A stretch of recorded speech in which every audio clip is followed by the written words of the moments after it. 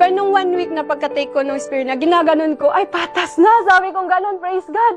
Lord, tapos sabi kong ganon sa asawa ko, tingnan mo nga kung okay na ba? Malaki pa ba yung liig ko? Sabi niya, wala naman, normal naman na.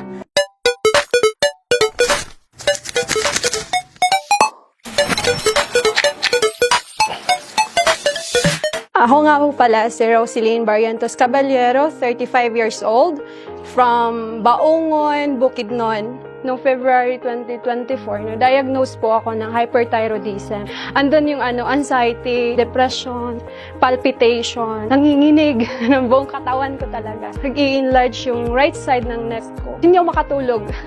Magdamagan, hindi ako katulog talaga. Yung pawis ko doon, hindi normal. Talagang tagaktak. Tapos, lagi akong pagod. Kahit konting galaw lang, ay wala na, pagod na ako. Sobrang payat ko talaga. From 57 kilos down to 49 kilos. Abnormal yung menstruation ko. 1 day na lang, minsan hindi aabot ng 1 day.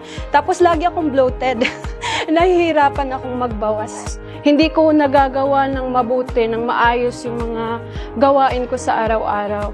Papagod ako bigla, papalpitate na ako, hindi ako makapagsalita ng maayos. Sagabalo talaga yung hyperthyroidism sa akin. Nung na-diagnose na ako ng hyperthyroidism, sabi ko kay Lord, Lord, ayoko ng mga synthetic na gamot. Bigyan niyo po ako ng herbal na gamot para ho dito sa karamdaman ko. Sabi kong gano'n. Tapos, pag-scroll ko gano'n bigla, ayun, lumabas si Genesis Organic Spirulina. Tapos sabi ko, Lord, ito na ba yung sign? Kasi yung first na name ho ng Herbal Med, first book doon sa Bible, sabi ko, ito na ho talaga, Lord. Sabi kong gano'n. Kaya ayun, minessage ko na ho si Sir Ginard. Tapos doon, in-order ko na ho talaga siya without doubting ho talaga. Tinake ko na siya. Ang laki ho ng pinagbago ng karamdaman ko. Yung mga nararamdaman ko na bloated ako, abnormal yung menstruation ko, naging normal ho lahat. And 1 week nung pagka-take ko ng Genesis Organic Spirulina, nakatulog ho talaga ako. Kasi dati hindi talaga ako inaantok, magdamagan talaga walang tulog. Pero nung tinake ko Genesis Organic Spirulina, ay sarap ng tulog ko. Nung kinakapa ko ganun talaga yung kamay ko. Kumbaga hindi siya patas. Pero nung 1 week na pagka-take ko ng Spirulina, ginaganon ko, ay patas na! Sabi kong ganon, praise God! Lord, tapos sabi kong ganon sa asawa ko, tingnan mo nga kung okay na ba? Malaki pa ba yung liig ko? Sabi niya, wala naman, normal naman na. Wow, praise God, thank you Lord, kasi effective talaga yung Genesis Organic Spirulina sa akin.